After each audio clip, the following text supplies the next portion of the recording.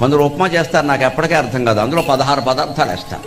రైతు బజార్లో దొరికే కూరగాయలన్నీ అందులో ఉంటాయి. అది ఉప్మా ఎందుకు అవుతుంది ఏమిటో చెప్పమా అవుతుంది. అది ఉప్మా చేయడం చేతకానివాడు చేసే పని.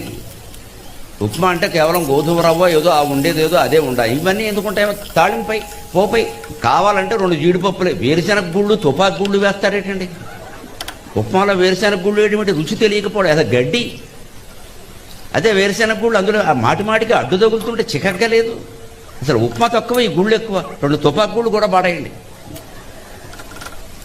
అందులో క్యారెట్ వేస్తారు, కాకిరెట్ వేస్తారు. ఏంటది? అవన్నీ వేయకూడదు. బఠానీలు శనగలు ఇవా, అది ఉప్మాయా? ఒక రకంగా ఎందుకు చేస్తారంటే అది రుచి పాడైంది. ఆ పాడైంది ఎదుటివాడికి తెలవద్దు, అందుకని ఇవన్నీ కలిపి మొత్తం కలిపి